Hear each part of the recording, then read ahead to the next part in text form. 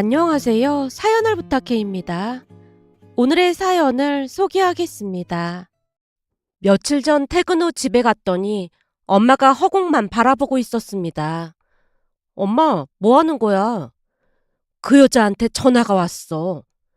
그 여자라니? 누굴 말하는 거야? 누구긴 누구야. 그 악독하디 악독한 김순영을 말하는 거지. 그 여자 얘기는 꺼내지도 말라고 했잖아. 엄마는 지긋지긋하지도 않아? 그 여자라는 말을 듣던 순간 온몸에 소름이 돋았는데요. 김순영, 그 여자 이름은 우리 집에서 금기어나 마찬가지였습니다. 사연을 시작하기 앞서 잠시 엄마와 생부 이야기를 해야 할 것 같습니다. 그 시절 할머니와 외할머니가 서로 잘 아는 사이였다고 합니다. 그러다 보니 할머니가 외할머니에게 먼저 혼담을 넣었고 생부 집안이 나쁘지 않다는 걸 미리 알고 있었기에 혼담을 받은 외할머니가 고민에 빠졌다는데요. 생부 집안에 재산이 많긴 했지만 생부가 좋은 사람이 아니라는 생각 때문에 외할머니가 고민에 빠져 있자 할머니가 다시 찾아와서 외할머니를 설득했다네요. 왜 선뜻 대답을 못하는 거야? 그게 소문으로는 상철이한테 만나는 여자가 있다고 하던데 말이야. 아, 그 정신 나간 것은 상관할 필요도 없어. 근본도 없는 것이 우리 집 재산 보고 들러붙은 거니까. 그래도 사람 마음이라는 게 그렇게 쉬운 게 아니잖아. 이미 그 여자한테 마음이 가 있는데 우리 딸이랑 결혼을 시키는 건 아닌 것 같아. 외할머니가 믿업지 않다는 표정으로 할머니를 빤히 바라보자 할머니가 다시 입을 뗐다네요. 글쎄 걱정할 필요 없다니까 그런다. 얼마 전에 우리가 외출했을 때 상철이가 그 미친 것을 데리고 왔던 모양인데 집에 있던 현금이랑 금부치를 몽땅 훔쳐서 갔더라고. 어찌나 열불이 터지던지 당장 경찰에 신고할까 했더니 상철이 표정이 영 이상하더라 그 말이야. 그래서 내가 캐물었더니 그 미친 것이 다른 놈이랑 눈이 맞아서 야반 도주를 했다지 뭐야. 아니 상철이랑 서로 죽고 못 사는 사이였다며. 죽고 못 살긴 뭘 죽고 못 살아. 그 정신 나간 것이 돈 때문에 우리 상철이 옆에 들러붙어 있었던 거지. 뒤로는 얼굴 번지름한 그놈 이름이 뭐였더라? 준식이? 그놈이랑 그렇고 그런 사이였더라고. 준식이? 혹시 노름밤 전전하고 다니는 그 준식이 말하는 거야? 그렇다니까. 알고 보니 그놈 노름돈 대주느라 우리 아들한테 들러붙었던 거였다니까. 천벌을 받아 마땅할 족속들 아니고 뭐겠어. 그래서 경찰에 신고는 했고 경찰에 신고할까 하다가 그만뒀어. 아니 금부치랑 현금을 꽤 가져갔다며. 그럼 신고를 했어야지. 그 돈으로 야반도주를 했다고 한 거 보니까 이제는 영영 안 돌아올 거 아니야. 그냥 그거 가지고 나가 떨어진 게 오히려 고마운 생각마저 들어서 그냥 냅뒀어. 할머니가 긴 한숨을 내쉬는 모습을 보며 외할머니도 따라 한숨을 내쉬다가 조용히 말했다네요. 하긴 뭐 그거 가지고 알아서 사라져줬으면 오히려 고맙긴 한 거네. 왜 아니겠어. 그동안 그것 때문에 내가 얼마나 소가리를 했는지 10년은 늙은 것 같다니까. 무슨 쥐를 잡아먹은 것도 아니고 입술도 시뻘겋게 칠하고 다니고 얼굴에 무슨 분을 어찌나 쳐발렸는지 무슨 밀가루를 뒤집어 쓴 것 같더라니까. 꿈에 나올까봐 무서울 지경인데 그것이 뭐가 좋다고 그 난리를 친 건지 상철이 그놈이 정신이 나간 놈이라니까. 암튼 지금 상황이 그러니까 한번 잘 생각해보라고.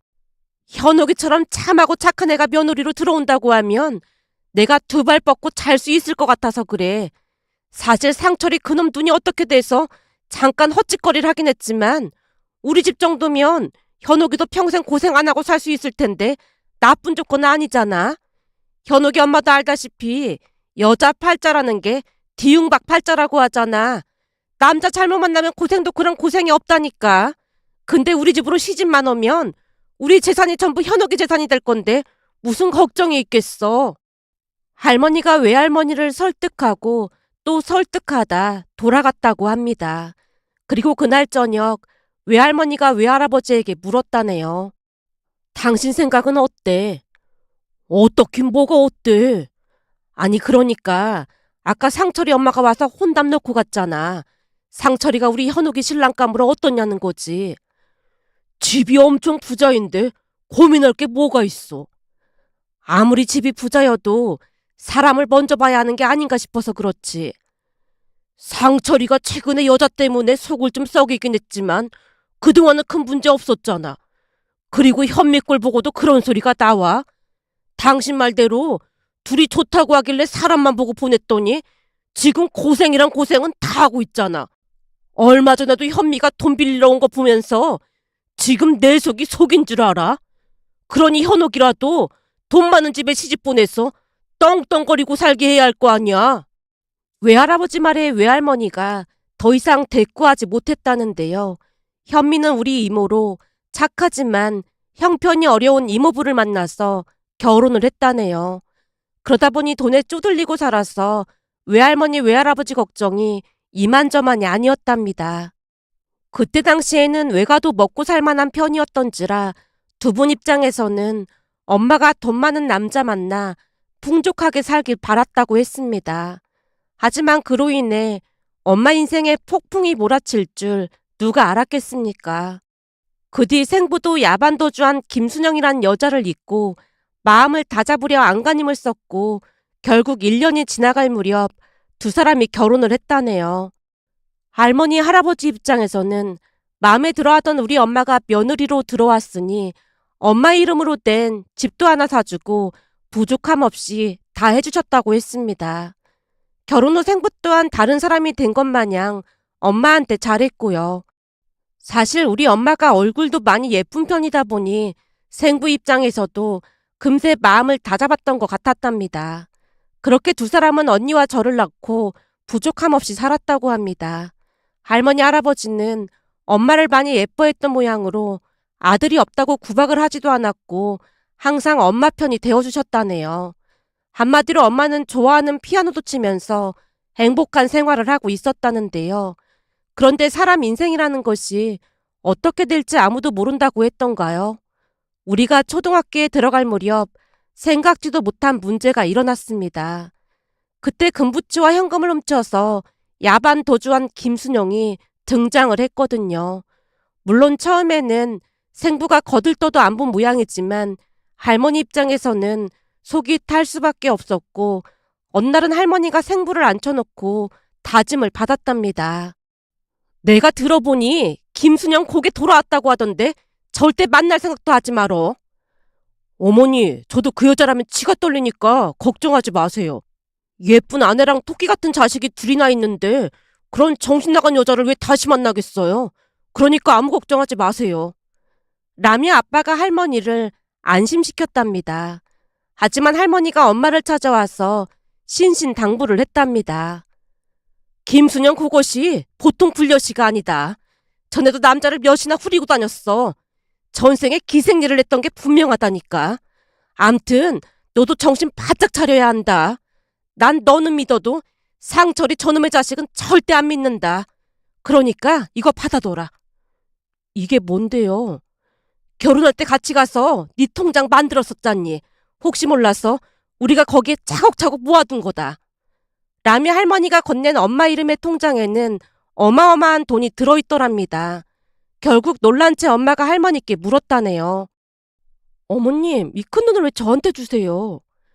혹시 모르니까 그냥 가지고 있으란 거야. 상철이 저놈은 세상 물정을 하나도 모르잖니. 혹시라도 상철이 저놈이 헛짓거리라도 할까봐 걱정돼서 그래. 애들 아빠가 절대 그럴 일 없다고 했잖아요. 내가 말했잖니. 난 우리 아들은 절대 못 믿는다고. 그러니까 이거 가지고 있고 절대로 아무한테 말하면 안 된다. 내 말 무슨 말인지 알겠지? 거기다 이 집이 네 앞으로 되어 있잖니. 무슨 일 있어도 잘 지켜야 한다. 라며 할머니가 몇 번이나 신신당부를 하다 가셨다는데요. 지금 돌이켜보면 할머니는 이미 생부가 큰일을 벌일 줄 예상하고 있었다는 확신마저 들었습니다. 그리고 할머니 말처럼 김순영이란 여자는 남자를 휘어잡는 어마어마한 능력이 있는 그런 사람이었고 어느 날부터 생부에게 접근을 해왔는데요. 역시나 할머니 예상처럼 생부는 김순영의 유혹에 넘어갔고 집안이 풍비박산나기 시작했습니다. 김순영을 만난 뒤로 그동안 알던 사람이 맞나 싶을 정도로 생부가 변해갔다고 했으니까요. 우선 김순영에게 줄 돈을 빼돌리기 시작하더니만 나중에는 김순영이 생부를 앞세워서 집에 찾아와 엄마에게 이혼하라고 고래고래 소리까지 질렀다네요. 상철 씨는 네가 싫다잖아. 근데 왜 이혼을 안 해주겠다는 거야?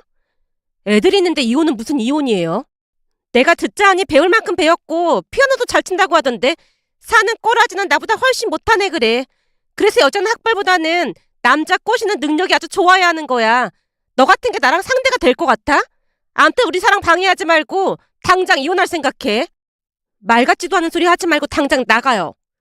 엄마가 김순영에게 소리를 질러댔지만 생부도 나서서 엄마를 밀치며 이혼 서류에 도장을 찍으라며 망나니 짓을 한 짓은 다 했던 모양이었습니다.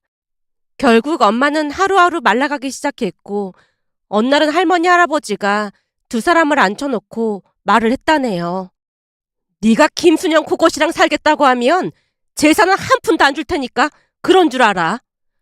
어머니 아버지 돌아가시면 그 재산 어차피 내게 되는 건데 마음대로 하세요. 라며 생부가 들은 척도 하지 않았다는데요. 생부의 눈은 이미 정상이 아닌 그런 상태였다네요. 결국 할머니가 엄마에게 이혼을 하라고 했고 우리는 엄마를 따라 살게 되었습니다. 그때가 초등학교 때 일이었기에 우리는 생부에 대한 기억이 많지 않았어요. 그러다 보니 그리운 것도 없었고 그냥 잊고 살았습니다. 하지만 할머니 할아버지는 달랐는데요. 수시로 우리 집에 찾아와서 엄마를 도와주곤 했습니다. 그러던 어느 날은 생부와 김순영이 사업을 한다며 엄청난 빚을 지게 됐고 자기까지 치고 다니는 바람에 생부가 감옥에 갈 처지에 놓였다는 말에 할머니 할아버지가 돈을 해줬다는데 그 뒤에도 계속해서 그런 일이 반복됐다네요. 결국 얼마 뒤 할머니가 먼저 세상을 떠나셨고 몇 달 뒤 할아버지도 세상을 떠나셨습니다. 두 분 다 심장마비로 세상을 떠나셨는데요. 두 분이 얼마나 마음고생이 심하셨을지 감히 짐작조차 되지 않았습니다. 그러는 와중에도 생부라는 사람은 여자에 미쳐서 연락도 안 됐고 참 기가 막히게도 엄마와 고모가 두 분 장례식을 치러드렸는데요. 두 분이 손을 붙들고 얼마나 통곡을 했는지 모른답니다. 장례식이 끝난 뒤 고모가 한이 맺힌 목소리로 말을 꺼냈어요. 얼마나 한이 맺혔으면 두 분 다 심장마비로 돌아가셨겠어. 이게 다 김상철이랑 김순영 그 인간들 때문이야. 어머님 아버님이 생각나서 잠을 못 자겠어요. 올케한테 면목이 없어. 엄마한테 받은 통장은 그대로 가지고 있는 거지? 그럼요. 어머님이 신신당부를 하셨는걸요.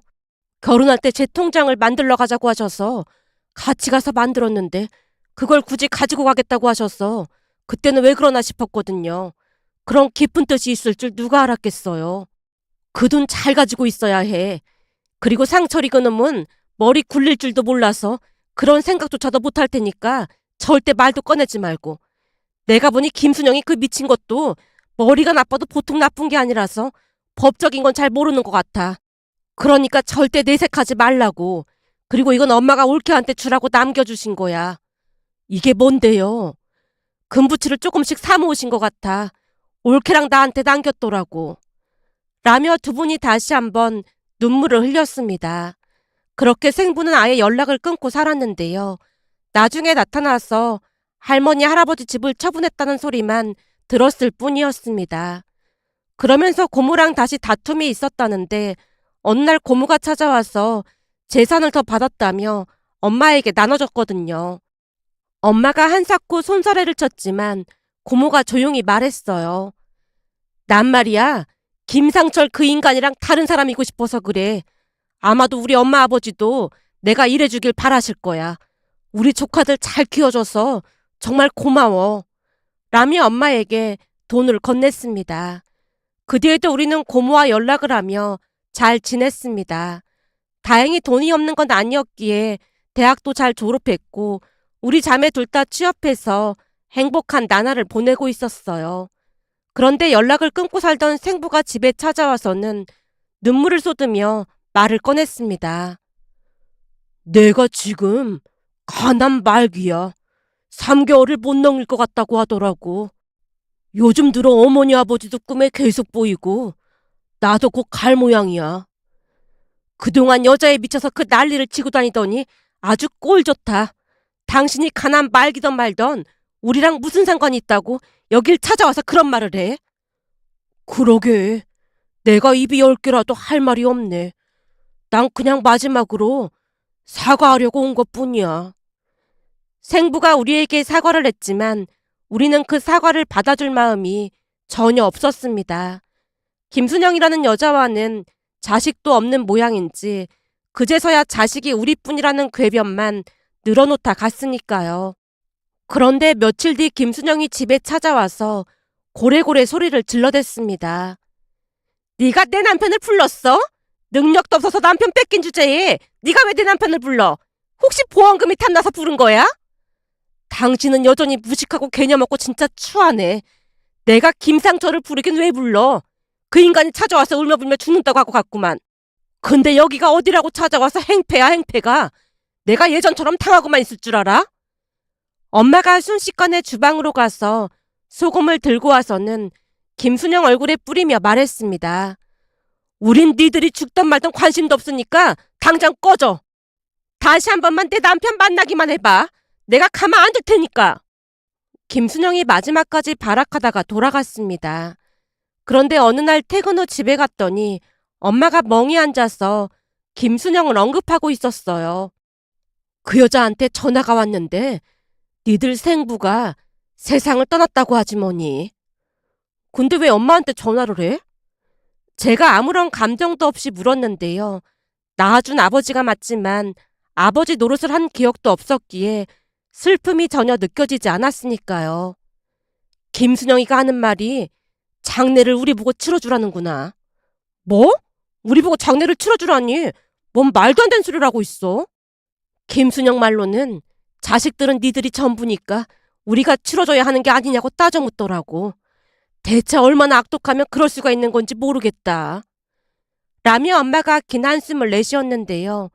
엄마 말을 듣다가 어이가 없어서 다시 물었습니다. 그래서 엄마는 어떻게 할 생각인데? 고모랑 통화를 해봤는데 그렇잖아도 김순영이가 고모한테 전화해서 장례를 치러주라고 했던 모양이야. 근데 고모가 펄쩍펄쩍 뛰니까 우리한테 연락을 했고 말이야. 진짜 하는 짓 보면 악마도 울고 가겠어. 그래서 엄마는 장례 치러줄 거야? 네 아빠만 봐서는 그냥 상관도 하고 싶지 않은데 니들 할머니 할아버지 생각하면 그러면 안 되는 거잖아. 그리고 니들 생부인데 그래야 시간이 지나도 니들 마음이 불편하지 않을 것 같아서 내가 치러준다고 했어. 고모도 오기로 했으니까 니들은 잠깐 얼굴만 비추던지. 엄마 말에 어쩔 수 없이 장례를 치렀는데요. 김순영은 얼굴조차 내밀지 않았습니다. 장례식이 끝나고 얼마 뒤 고모가 찾아와서 혀를 차며 말했어요. 내가 여기저기 수소문해보니까 말이야. 상철이 앞으로 보험 든 게 꽤 있다고 하더라고. 보험이요? 그 보험을 싹 다 찾아서 아주 호의호식하고 있는 모양이야. 그것뿐만이 아니라 벌써 새 남자까지 만들어서 집에 끌어들이고 난리도 아니라고 하잖아. 그러니 우리 엄마 아버지가 얼마나 원통하시겠어. 김순영이도 참 대단한 여자네요.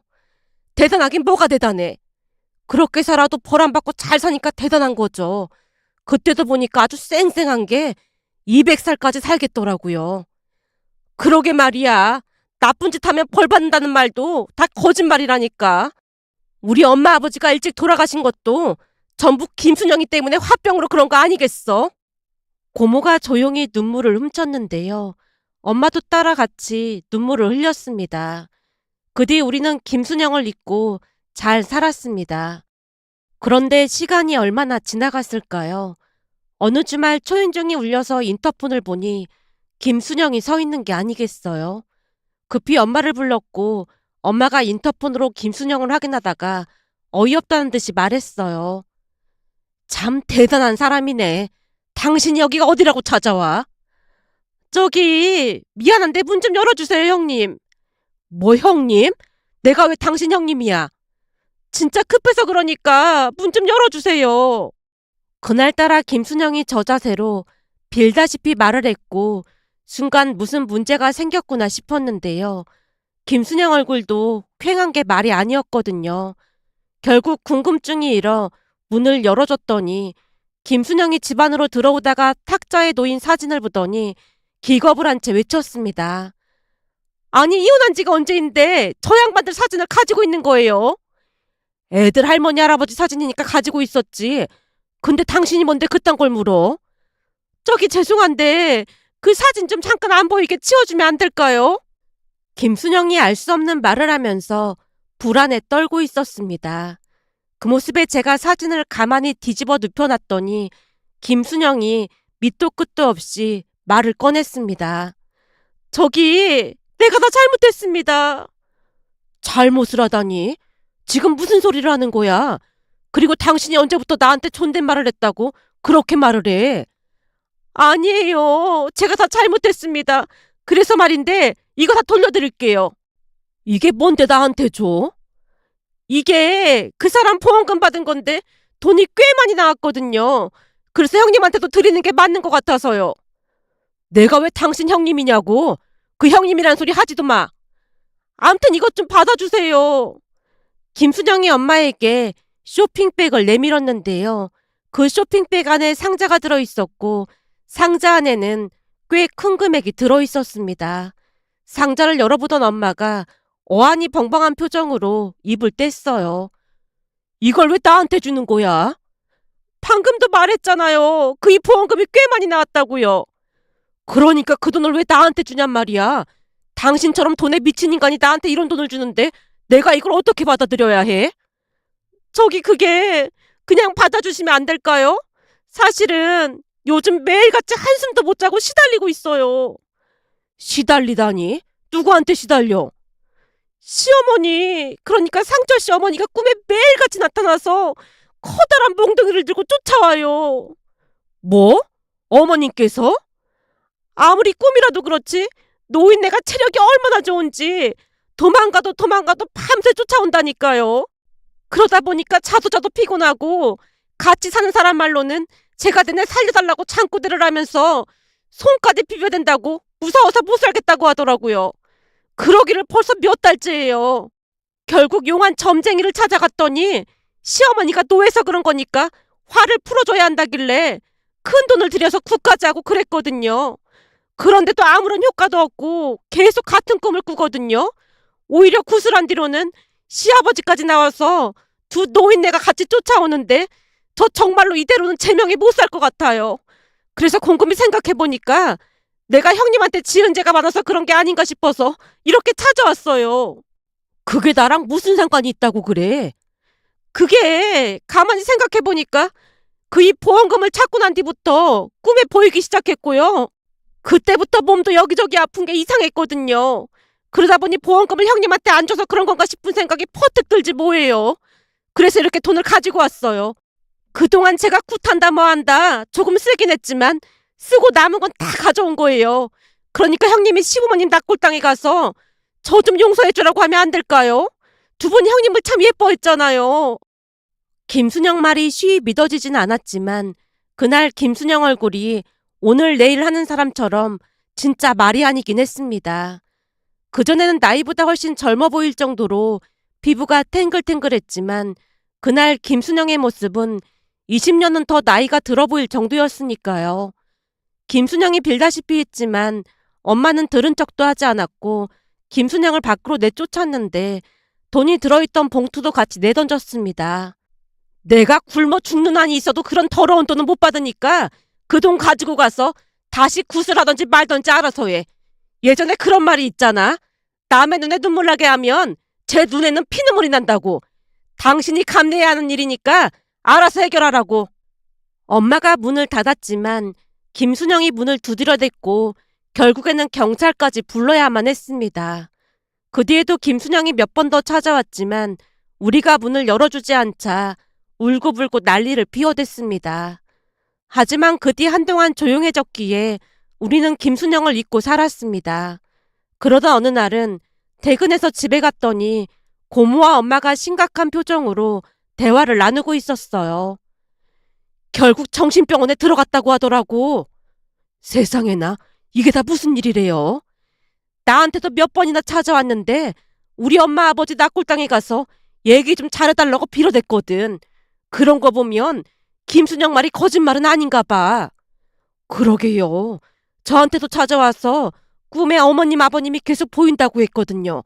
근데 제가 보기에는 그냥 양심의 가책 그런 걸 느껴서 그런 꿈을 꾼 게 아닐까요? 양심의 가책?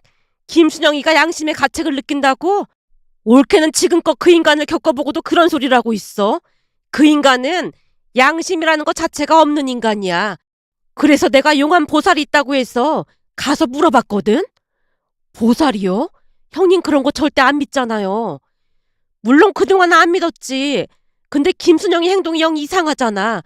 그래서 찾아가서 물어봤더니 우리 엄마 아버지가 김순영이를 괴롭히고 있는 게 맞다고 하더라고. 에이, 설마요. 그냥 심리적인 영향일 거예요. 엄마가 손사래를 쳤는데요. 순간 고모가 놀랄만한 말을 꺼냈습니다. 김순영이가 지금 정신병원까지 들어갔다는데도 그게 그냥 심리적인 거란 말이야? 김순영이 동생이 나를 찾아와서 자기 언니 좀 살려달라고 하면서 분명히 그랬다니까. 정신병원까지 갔으니 보통 일이 아니긴 하네요. 그 동생이란 사람 말로는 이제는 낮에도 우리 엄마 아버지가 보인다면서 막 소리도 지르고 구석에 쪼그리고 앉아서 벌벌 떤다잖아. 내가 보기엔 엄마 아버지가 한이 맺혀서 그런 것 같아. 라며 고모가 조용히 눈물을 훔쳤습니다. 그 뒤 김순영은 정신병원에서 나오지 못하고 병원에서 지내고 있다고 했습니다. 얼마 전 할머니 생신을 맞이해서 두 분 낙골당에 다녀왔는데요. 사진 속에서 환하게 웃고 계신 두 분을 보니 마음이 아려왔습니다. 두 분 사진을 빤히 바라보던 고모가 조용히 입을 뗐어요. 엄마 아버지, 진짜 김순영이 꿈에 나타나신 게 맞는 거예요? 엄마 아버지가 김순영이를 벌 준 거예요? 라고 물었지만 사진 속 두 분은 그저 환한 미소를 짓고 계실 뿐이었습니다. 그러면서 사는 내내 그렇게 악행을 저지르더니 결국 벌을 받은 게 아닌가 하는 생각이 들어 이런 사연도 있을까 싶어 이렇게 글 남겨봅니다. 오늘의 사연은 여기까지였습니다. 즐겁게 보셨다면 구독, 좋아요 부탁드립니다. 고맙습니다.